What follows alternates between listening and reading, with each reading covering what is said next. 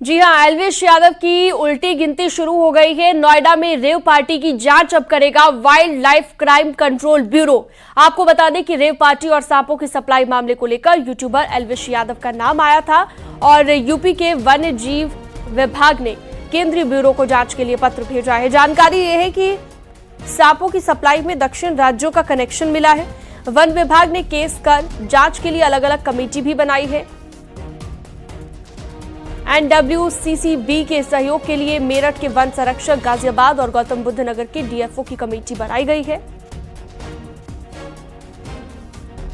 तो एल्विश यादव की कई ऐसी वीडियोस भी सामने आ चुकी है जिसमें वो सांप से खेलते हुए दिखाई दिए। विदेशी लड़कियों के साथ जो रेप पार्टी होती थी, माना जा रहा है कि वहां पर भी इसी तरह से सप्लाई किया जाता था। तो सांप के जहर की सप्लाई होती थी और नशे के लिए इसे इस्तेमाल किया जाता था। इस तरह के गंभीर आरोप लगे हैं जिसमें एल्विश यादव का नाम भी शामिल है।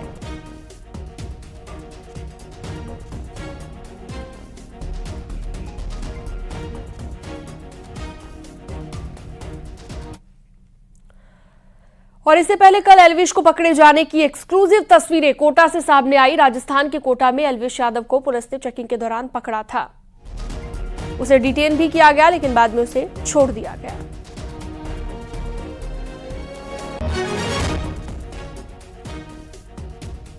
तो केंद्रीय ब्यूरो को अब जांच के लिए आदेश दे दिए गए हैं। WCCB अब जांच करेगा। वन विभाग ने अलग अलग कमेटियां बना दी है और न्यूज 18 के पास वो एक्सक्लूसिव तस्वीरें भी हैं।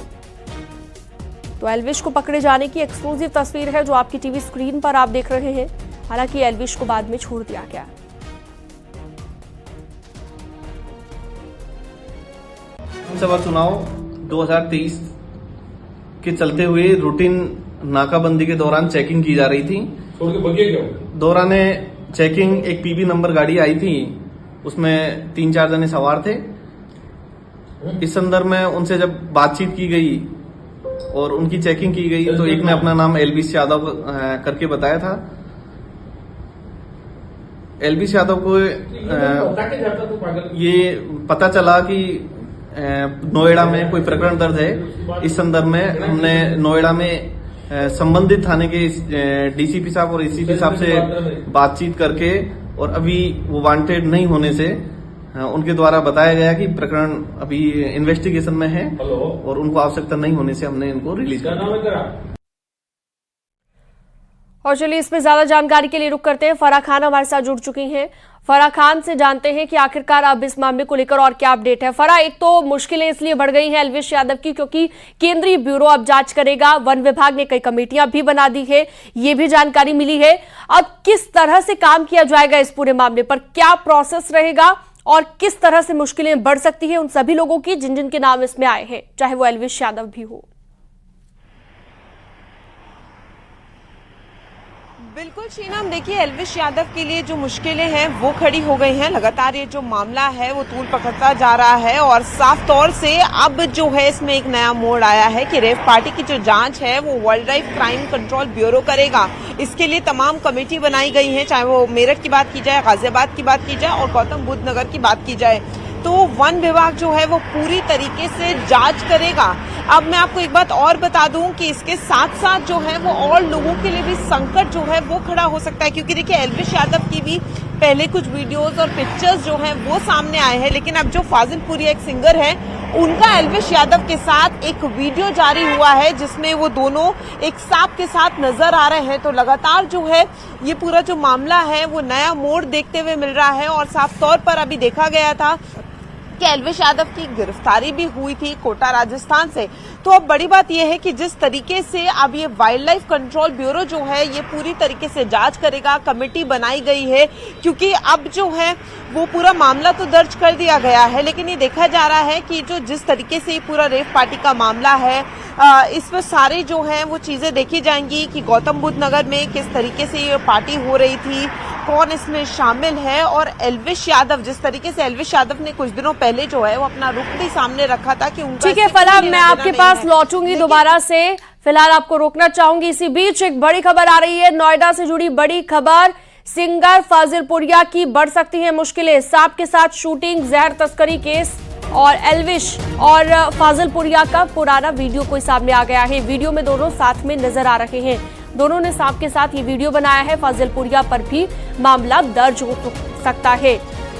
फरा हमारे साथ लगातार जुड़ी हुई हैं। फरा, एक के बाद एक खुलासे हो रखे हैं और इस बीच सिंगर फाजिलपुरिया की मुश्किलें भी बढ़ सकती हैं, यानी उन पर भी अब मामला दर्ज हो सकता है, क्योंकि कई लोगों के नाम पहले सामने आ चुके हैं। कह सकते हैं कि अभी पर्दे खुलना बाकी है। एक बड़ा गिरोह ये हो सकता है और कई और लोगों के नाम इसमें शामिल हो सकते हैं। बिल्कुल शीनम, एल्विश यादव के लिए तो देखिए मुश्किलें सामने है ही, लेकिन जैसे जैसे इस पूरे मामले में पर्दे खुलेंगी, जैसे जैसे ये पूरा मामला इन्वेस्टिगेट होता जाएगा, पूरी जांच टीम बैठेगी, जिस तरीके से कमेटी बनाई गई है, तो उसके बाद और लोग भी जो हैं वो इसमें शामिल हो सकते हैं। जैसे थोड़ी देर पहले मैं आपको ठीक बता ही रही थी कि फाजिलपुरिया और एल्विश यादव का जो है वो एक साथ वीडियो जो है वो वायरल होने लगा है, जिसमें वो दोनों सांप के साथ नजर आ रहे हैं। तो फाजिलपुरिया पर भी जांच हो सकती है और इस तरीके से काफी लोग, क्योंकि जैसे आपने भी कहा, एक गिरोह सामने आ सकता है, क्योंकि धीरे धीरे इस तरीके के वीडियो वायरल होने लगे हैं। एल्विश यादव के पहले हमने वीडियोस देखे थे कि वो ऐसे वीडियो और पिक्चर्स वायरल हुए थे। अब धीरे धीरे एक सिंगर जो हरियाणा से है, फाजिलपुरिया काफी नोन है, वेल नोन सिंगर है, तो उनका नाम भी सामने आ रहा है। इस तरीके से अब ये देखने को लगता है कि जैसे जैसे ये पूरा मामला जो है वो डीप इन्वेस्टिगेशन होगा, उस तरीके से कई नामों का और खुलासा हो सकता है और कई लोगों के लिए जो है वो मुसीबतें सामने आ सकती हैं। तो सिर्फ एल्विश यादव ही नहीं है, तमाम लोग भी जो उनसे जुड़े हुए हैं या जिनकी भी इस तरीके के पिक्चर्स हैं, उन सबके लिए जो है वो एक संकट देखने को मिल रहा है। शीनम, यानी कि फराह, हम ये मानकर चले कि जब केंद्रीय जांच एजेंसी जब जांच करती है, जाहिर सी बात है अब केंद्रीय ब्यूरो को जांच के लिए पत्र लिख भी दिया गया है और उसके बाद अगर जांच करेगा वाइल्ड लाइफ कंट्रोल ब्यूरो, जैसा कि आपने बताया, तो कौन कौन सी धाराओं के तहत इन पर मुकदमा जो कि पहले दर्ज किया गया है, कितनी मुश्किलें बढ़ सकती हैं। मेरा कहने का मतलब ये है कि अगर कई और लोगों के नाम भी सामने आ जाते हैं तो ऐसे में किस तरह से उन पर एक्शन लिया जाएगा, क्या उसके बाद उनसे पूछताछ भी हो सकती है, मुश्किलें किस तरह से बढ़ सकती हैं। देखिए शीनम, पीपल ऑफ इंडिया जो ट्रस्ट है उसकी तरफ से जो है वो पीपल फॉर इंडिया जो ट्रस्ट है उसकी तरफ से एक मामला दर्ज किया गया और उसके बाद जो है वो लगातार एल्विश यादव का नाम सामने आया और उसके बाद जो है वो जांच उस तरीके से हुई। हालांकि एक वीडियो सामने आया और उसके बाद गिरफ्तारी भी हुई एल्विश यादव की। लेकिन अब यहाँ सबसे बड़ी बात ये है कि जिस तरीके से अब वाइल्ड लाइफ जो क्राइम कंट्रोल ब्यूरो है वो पूरी इस तरीके से इसको इन्वेस्टिगेट करेगा, तो देखिए इसमें पूरी कमिटीज बनाई गई हैं, चाहे हम वो मेरठ की बात करें, गाजियाबाद की बात करें या गौतम बुद्ध नगर की बात करें, तो ये जितना भी एरियाज है वहाँ के जो वन विभाग है वो सब जांच करेंगे कि किस तरीके से ये मामले सामने आ रहे हैं, क्या सच में जो है ये सांपों का नशा जो है और रेव पार्टी की जो बात है, इन सारी चीजों पर इन्वेस्टिगेशन होगी तो उसमें सारे नाम आएंगे। अभी शुरुआत एल्विश यादव से हुई है, लेकिन आगे ये भी माना जा सकता है कि जितने भी लोग एल्विश यादव से जुड़े होंगे ये एक पूरा गिरोह हो सकता है। तमाम लोगों पर जो है वो संकट जो है वो देखने को मिल सकता है, क्योंकि जिस तरीके से एक नया वीडियो वायरल हो रहा है, जैसे हम फाजिलपुरिया की बात कर रहे हैं, ऐसे तमाम लोग और भी हो सकते हैं। तो इस पर पूरी इसीलिए जो है वो पूरी जांच की जा रही है ताकि और जो नाम अभी पीछे रह गए हैं और जो खुलासे रह गए हैं, बिल्कुल। और Farah, wild life control bureau जब जांच करेगा तो जाहिर सी बात है वो अपने तरीके से जांच करेगा, उसका एक अलग प्रोसेस रहेगा। फिलहाल आप बने रहिएगा फराह हमारे साथ। एक बार अपने दर्शकों को ये बताते हैं कि एल्विश के पकड़े जाने की पूरी कहानी आखिर है क्या। कल शाम 6 बजे के करीब एल्विश यादव को पुलिस ने पकड़ा। राजस्थान की कोटा पुलिस ने एल्विश को पकड़ा और कोटा से यूट्यूबर एल्विश को डिटेन किया गया। नाकेबंदी के दौरान पुलिस ने उसे पकड़ा और इसके बाद कोटा पुलिस ने नोएडा पुलिस को खबर की कि एल्विश यादव को हमने पकड़ लिया है। क्या आपके यहाँ पर वो वांटेड तो नहीं है?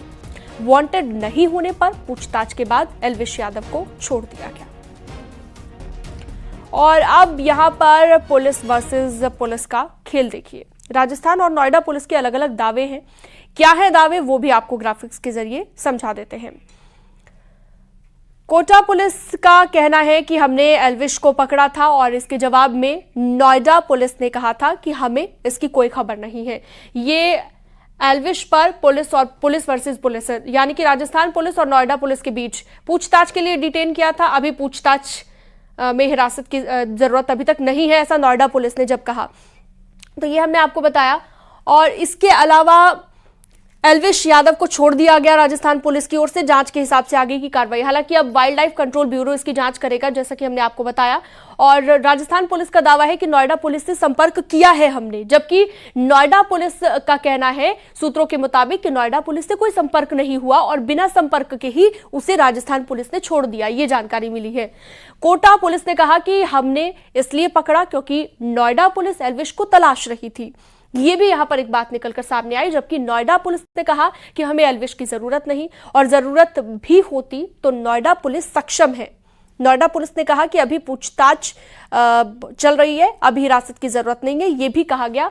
लेकिन दोनों के बीच में जो अलग अलग तरह से बयान दिया गया वो कहीं ना कहीं चर्चा का विषय बना हुआ है।